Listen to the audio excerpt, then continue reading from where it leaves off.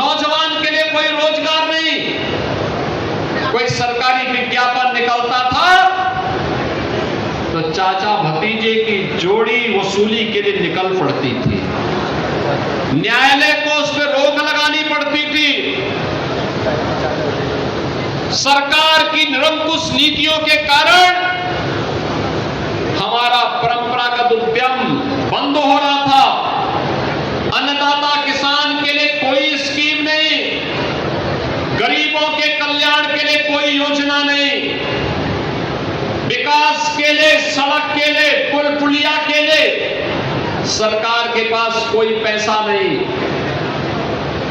बहनों और भाइयों, विकास दो लोगों का होता था, या तो सेफई परिवार का या रामपुर के एक परिवार का, बाकी लोग विकास से वंचित रहते थे। इन्होंने सामाजिक ताने बाने को छिन्न भिन्न किया,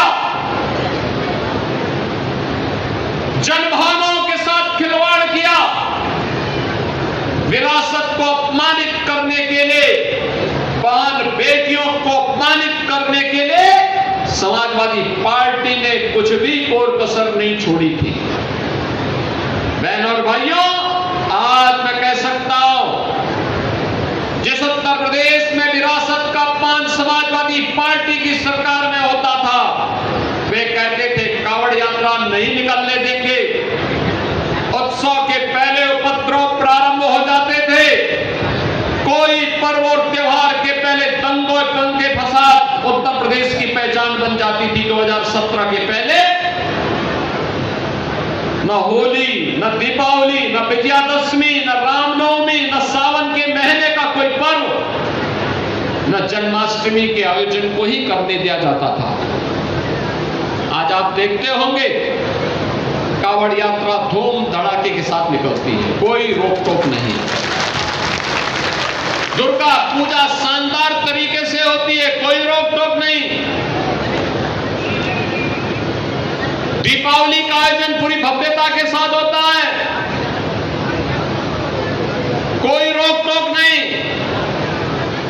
जिस समाजवादी पार्टी ने श्री कृष्ण जन्मोत्सव का कार्यक्रम, श्री कृष्ण जन्माष्टमी के कार्यक्रम को रोक लगाई थी, हमारी सरकार ने उस रोक को दूर करके भगवान राम के जन्मोत्सव रामनवमी का आयोजन हो, श्री कृष्ण भगवान के जन्मोत्सव का कार्यक्रम, श्री कृष्ण जन्माष्टमी का कार्यक्रम हो, होली हो, दीपावली हो, विजयादशमी हो, दुर्गा पूजा हो, कोई भी पर्व और त्योहार हो, उन सभी की बाधाओं को दूर करके आज फिर से उत्सवपूर्ण माहौल के रूप में उत्तर प्रदेश का माहौल बदला है।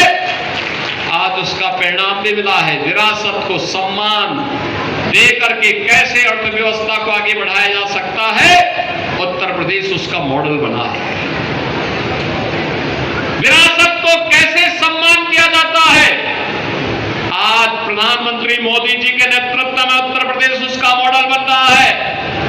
बहनों और भाइयों, आज अयोध्या में आप जाते हैं, रेल से जाएंगे, डबल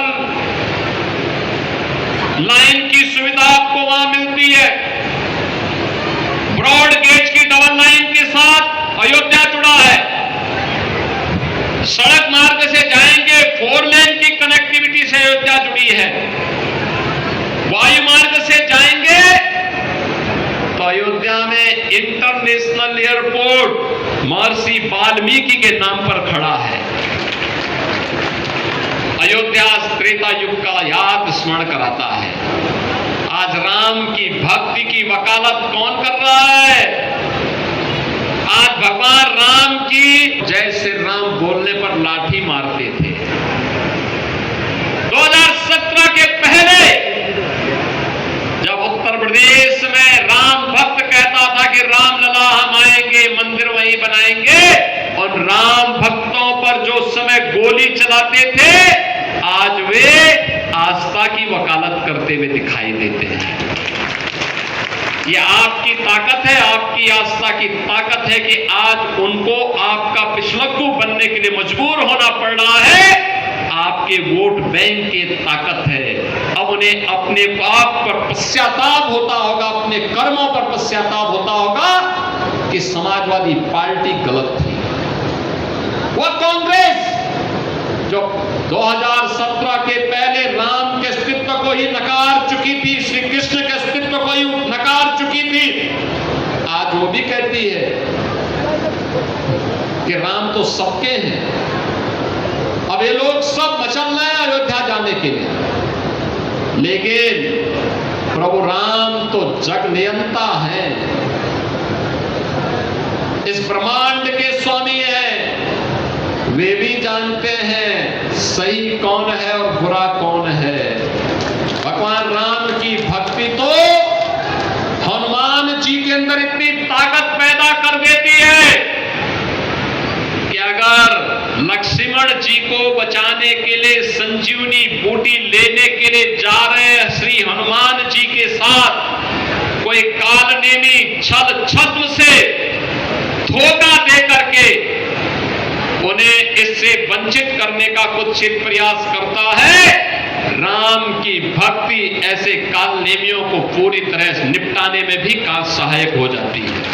और इसलिए चिंता की बात नहीं, उनकी चिढ़ तो है कि अयोध्या इतनी सुंदर कैसे हो गई।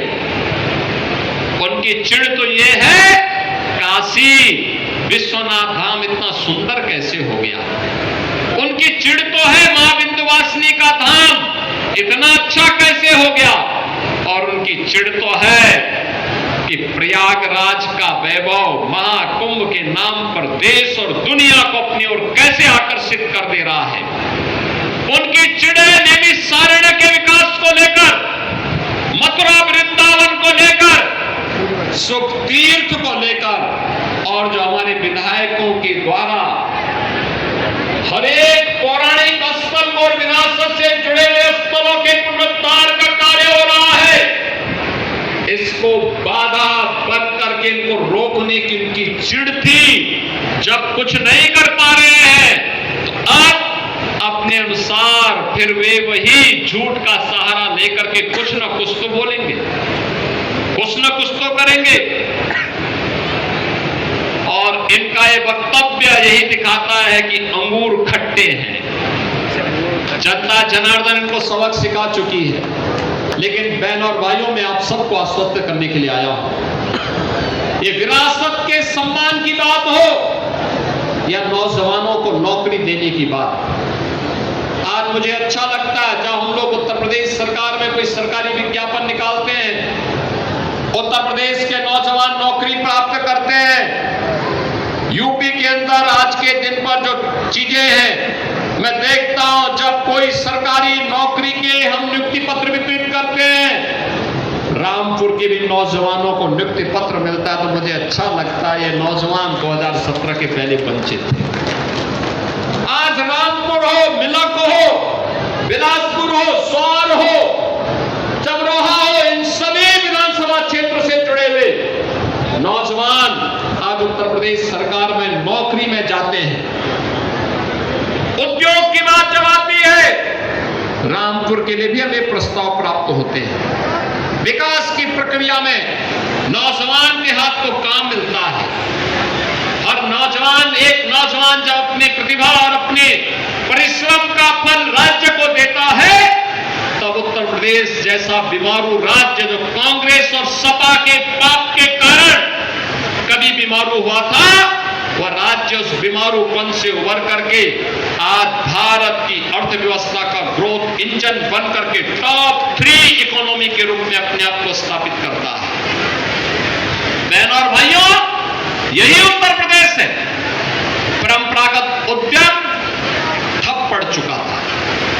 कहीं पॉल्यूशन कंट्रोल बोर्ड के लोग परेशान करते थे, कहीं पुलिस परेशान करती थी, कहीं मंडी समिति परेशान करती थी। 2017 के पहले रामपुर का पैच वर्क, रामपुर का जरी वर्क, रामपुर की वायलिन, इन सब के सामने अंधकार जैसा माहौल था। और आज मुझे बताते हुए प्रसन्नता है, उत्तर प्रदेश ने 1 वन डिस्ट्रिक्ट वन प्रोडक्ट के माध्यम से रामपुर को भी, यहाँ के वन डिस्ट्रिक्ट वन प्रोडक्ट को भी और यहाँ के परंपरागत उद्यम को भी एक पहचान दी है।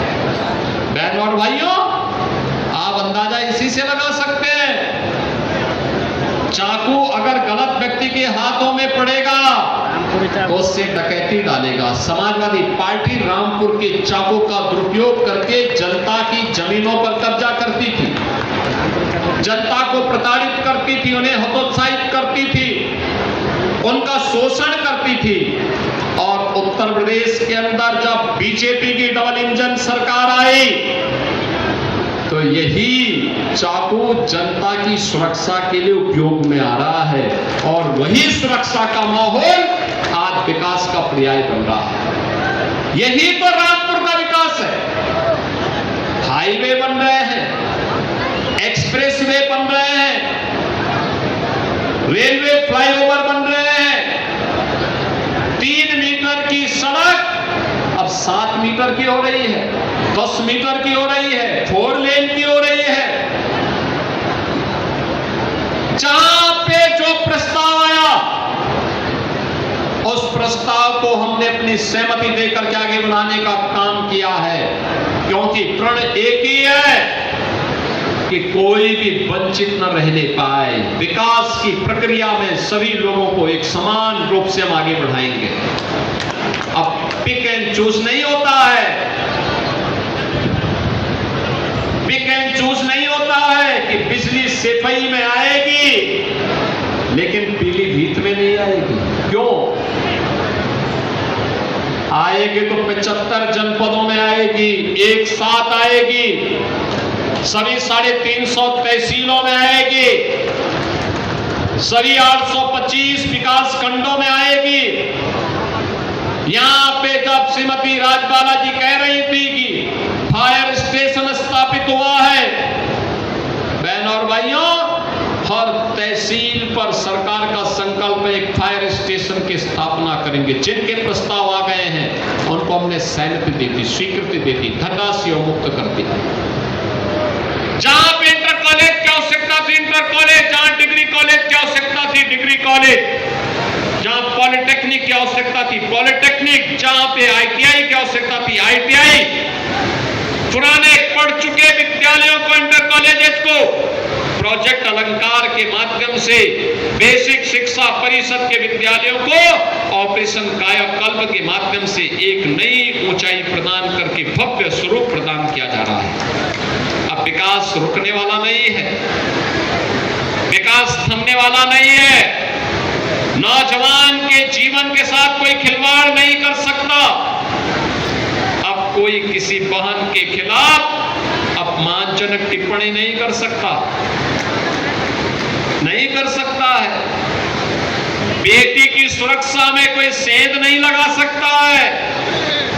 अब लगाएगा तो उसको मालूम है कि इसके बाद आगे क्या होने जा रहा है। और इसलिए बहनों और भाइयों, अन्नदाता खुशहाल है, नौजवान रोजगार पाकर के आज प्रदेश के विकास में अपनी ऊर्जा का उपयोग कर रहा है।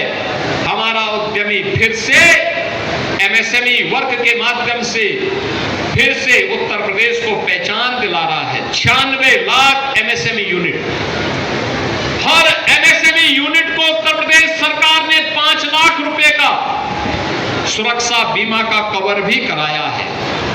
बहनों और भाइयों, राज्य सरकार कुछ करके, बहनों और भाइयों, विरासत के संरक्षण का कार्य हो या विकास की प्रक्रिया को मजबूती के साथ आगे बढ़ाने का कार्य, बिना भेदभाव के सुरक्षा देने का कार्य हो या फिर बिना भेदभाव के शासन की योजना हर गरीब के लिए, हर नौजवान के लिए, हर महिला के लिए, अन्नदाता किसान के लिए और एमएसएमई यूनिट के लिए, उद्यमियों के लिए, व्यापारियों के लिए, जिनके लिए भी योजना है, उन सब तक योजना का लाभ पहुंचाने के लिए प्रधानमंत्री मोदी जी के मंत्र सबका साथ, सबके विकास के भाव के साथ सरकार कार्य करने को प्रतिबद्ध है। बहनों और भाइयों, हमारा संकल्प है कि हम भेदभाव किसी के साथ नहीं करेंगे, भेदभाव किसी के साथ नहीं, लेकिन तुष्टीकरण भी नहीं करेंगे। ये डबल इंजन की सरकार तुष्टीकरण नहीं, ये डबल इंजन की सरकार आम जन की संतुष्टिकरण पर विश्वास करती है। आम जन संतुष्ट है, विकास द्रुत गति से आगे बढ़ता हुआ दिखाई देता है। बहनों और भाइयों, विकास किसी प्रक्रिया को आगे बढ़ाने के लिए आज मुझे यहां आने का अवसर प्राप्त हुआ था। मैं पिछली बार बिलासपुर में आया था, रुद्र विलास चीनी मिल के बारे में सरदार बलदेव